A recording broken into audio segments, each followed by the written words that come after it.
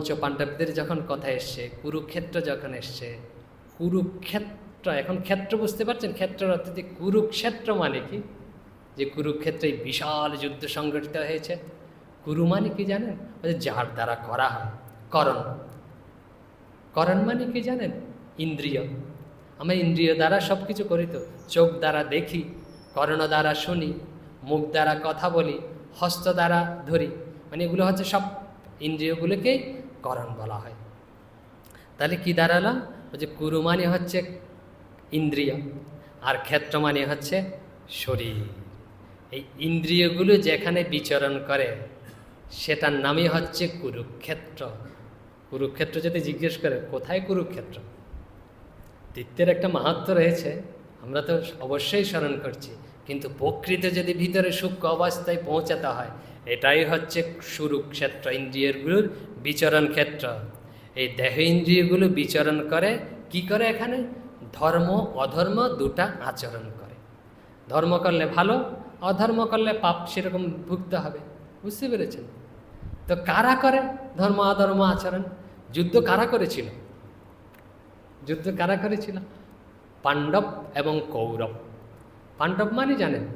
পাণ্ডব শব্দের অর্থ পাণ্ডব না, পণ্ডা। পণ্ডা শব্দ থেকে এসছে।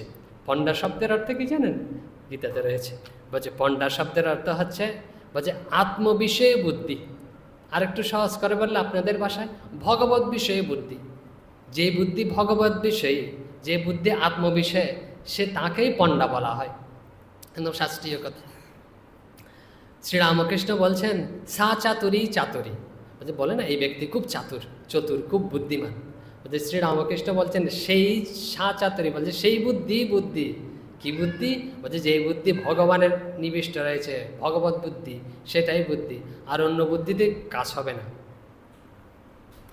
কীরকম একটা উদাহরণ দেবো, আপনারা বলেছেন ওই এক শ্রীরামকৃষ্ণের কথায়, এক যাচ্ছিল পণ্ডিত, নৌকাকারে নদী পার হচ্ছিল, মনে আছে তো? যে পণ্ডিত এরকম করে পায়ের ওপর পা দিয়ে নৌকায় বসছে, আর সবাই এরকম নিচে বসছে। বলছে জিজ্ঞেস করছে, এই তুমি কি জানো? বলছে কি? বেদান্ত। তো নিচেতে বসছে মাঝি আর অন্যান্যরা। বলছে আমি তো বেদান্ত জানি না মহাশয়। বলছে তুমি জানো যে বৈশেষিক, ন্যায়, সাংখ্য, পতঞ্জল, এসব তুমি জানো? বলছে এগুলো হচ্ছে দর্শন। বলছে আমরা তো এসব জানি না কিছুই। বুঝতে পেরেছেন? বেচারা লোক, এরা তো কিছুই জানে না। তো কিছুক্ষণ পরে গিয়ে তো নদীতে ঝড় উঠেছে, খুব বৃষ্টি। এখন উনি তো পায়ের উপর পা দিয়ে, এখন পাটা একটু নেমেছে, কারণ তো নৌকা এরকম দুলছে, তো তারপরে পড়ে যাবে এখন ভয়ে সন্ত্রস্ত। তো অন্যরা জিজ্ঞেস করছে, যাদের এখন প্রশ্ন করেছে, মশাই আপনি কি সাঁতার জানেন? উনি বলছে আমি তো সাঁতার জানি না। তো একটু আগে বলেছিল তোমরা যে ন্যায়, পাতঞ্জল, বেদান্ত কিছুই জানে না, তোমাদের জীবনটা বৃথা এসব না জানলে। এখন ওরা বলছে মশাই সাঁতার না জানলে তো এখন জীবনটা বৃথা, ডুবে মরতে হবে, এসব জানার আর কোনো মানে নেই। বুঝতে পেরেছি শ্রীরামকৃষ্ণের গল্প। এই জন্য আমাদের না এই ভগবত বিষয়ে বুদ্ধি হতে হবে। অন্য যতই বুদ্ধি থাকুক না কেন, ঠিক আছে কাজে লাগছে সংসারে, আমরা খুব বুদ্ধিমান, কিন্তু ভগবত বিষয়ে যদি বুদ্ধি না থাকে না, তাহলে আমাদের তো তরি একদিন ডুববেই, নৌকা ডুববেই। আমরা কোথায় ছিলাম? আসলে আমরা পণ্ডাতে ছিলাম। বুঝতে পেরেছেন? যে পাণ্ডবদের কথা হচ্ছিল, যে আত্মবিষয়ক বুদ্ধি, ভগবত বিষয়ক বুদ্ধি ছিল এদের। বুঝতে পেরেছেন? এই যাদের এরকম ভগবত বিষয়ে বুদ্ধি রয়েছে তাদেরকে পাণ্ডব বলা হয়। আরে ভগবত বিষয়ে বুদ্ধিটা মানে কি? মানে হচ্ছে বিদ্যা।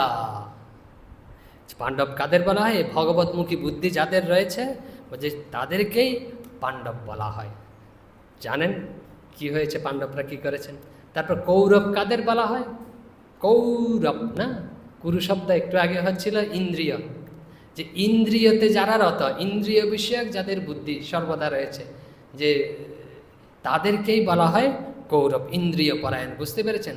এই নাম যশ, তারপরে কি খাওয়া দাওয়া, এইসব রাজ্য ভোগ করবে ইন্দ্রিয় দিয়ে, এই জন্যই তাদেরকে বলা হয় কৌরব। এই বুদ্ধি যাদের, তা হচ্ছে অবিদ্যাগ্রস্ত বুদ্ধি, অবিদ্যা। আরে পাণ্ডা মানে হচ্ছে বিদ্যা, আত্মবিষয়ক বুদ্ধি, জ্ঞান। আর হচ্ছে কৌরব মানে হচ্ছে অবিদ্যাগ্রস্ত যাদের বুদ্ধি। এবং কুরুক্ষেত্রে কাদের যুদ্ধ হয়েছিল? পাণ্ডবদের সাথে কৌরবদের যুদ্ধ হয়েছিল না? কুরুক্ষেত্র মানে পেয়েছি আমরা কি? হ্যাঁ, স্থূল অর্থে তীর্থস্থান, আর প্রকৃত প্রকৃত স্থান তীর্থ হচ্ছে এই ভূমি। কি কুরুক্ষেত্র, এই দেহের মধ্যেই যুদ্ধ চলছে। কিসের যুদ্ধ? পাণ্ডব আর কৌরবদের।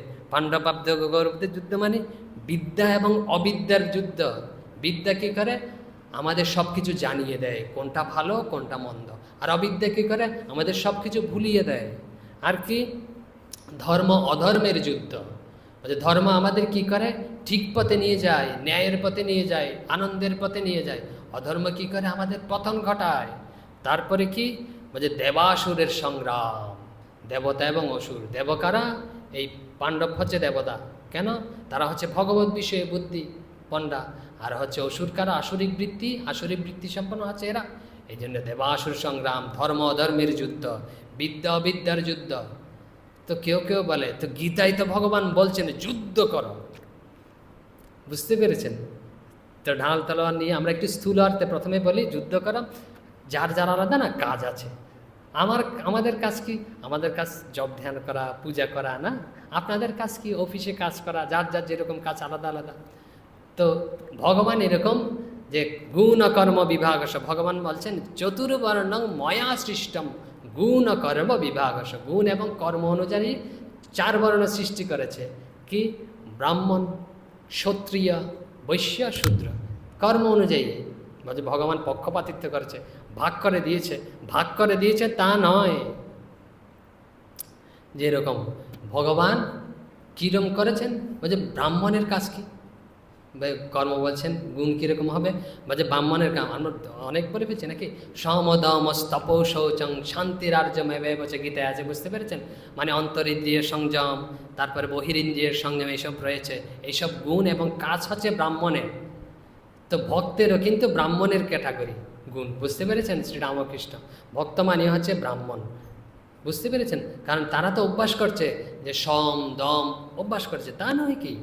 অভ্যাস করছেন তো ভগবানের মনকে নিয়ন্ত্রণ করার, তাহলে ব্রাহ্মণের ক্যাটাগরির মধ্যেই তো পড়ে। তারপরে কি?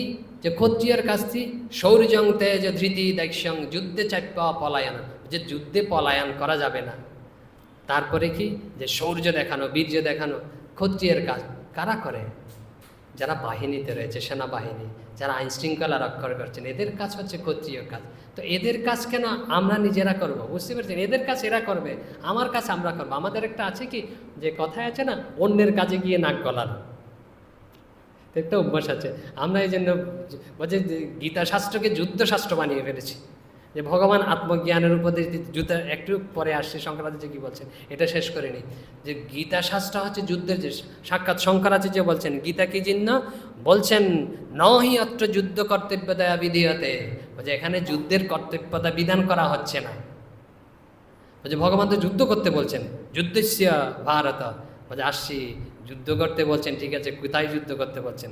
বলছে গীতা শাস্ত্রের উদ্দেশ্যে কি? আচার্য শঙ্কর ভগবান এই কথার ভগবানের কথার উত্তর ভগবানই বলছেন। শঙ্করাচার্য বলছেন যুদ্ধের কর্তব্যতা এখানে বিধান হচ্ছে না।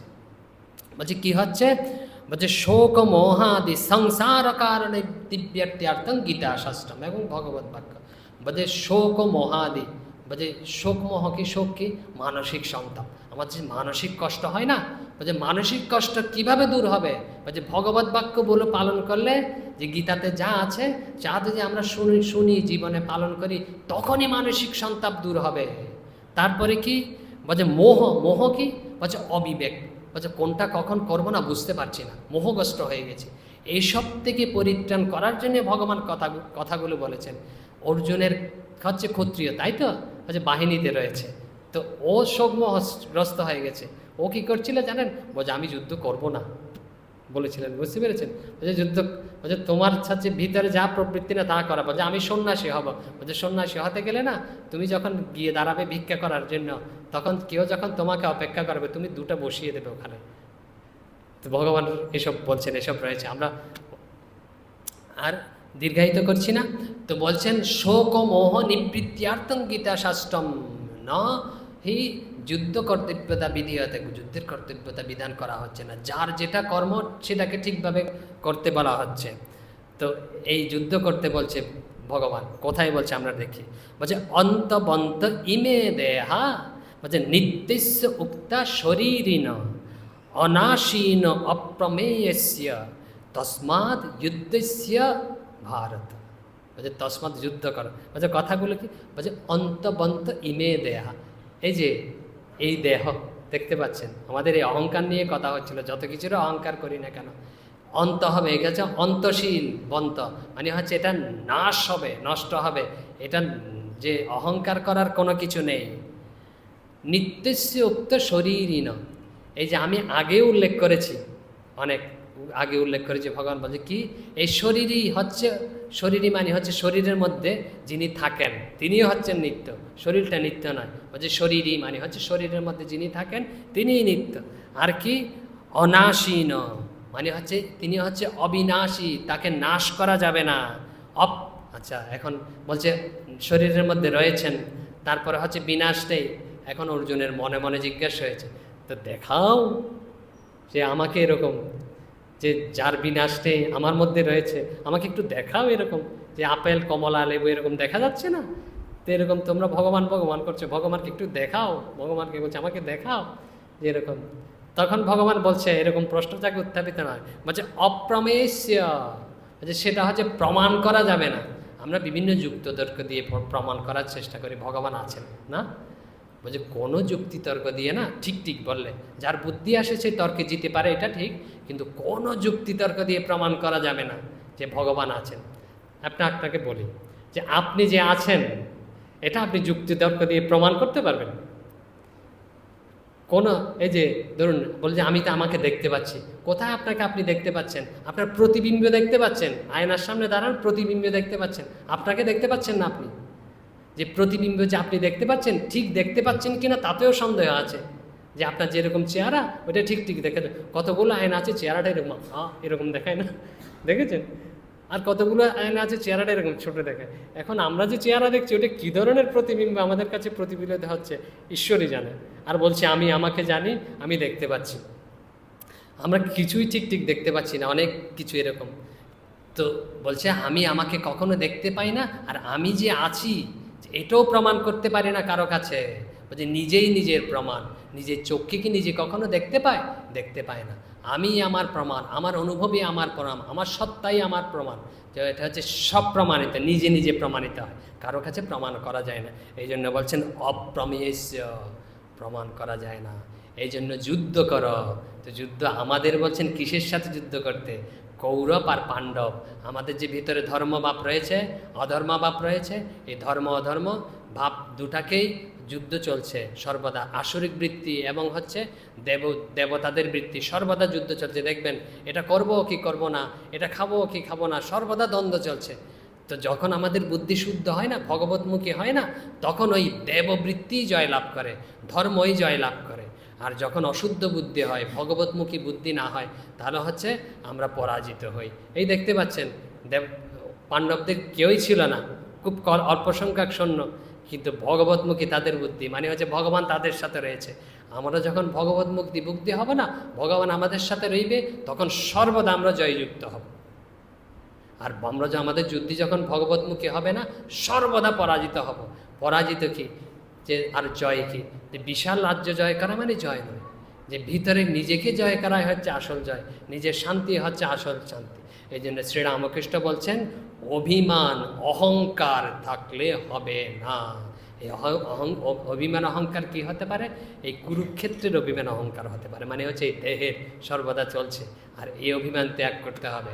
আর ভগবানের আখ্যায়িকা বলেছি মহাদেবের, তিনিও বলছেন যে তপস্যার অহংকার, যে এরূপ অহংকার সব কিছু ত্যাগ করো, তখনই ঠিক ঠিক প্রকাশিত হবে যে ভগবৎ সত্তা, আমরা সংসারে আনন্দ পাব। ওম শান্তি শান্তি শান্তি। হরি ওম তৎসৎ। শ্রীরামকৃষ্ণার্পণমস্তু। অনেক কঠিন কঠিন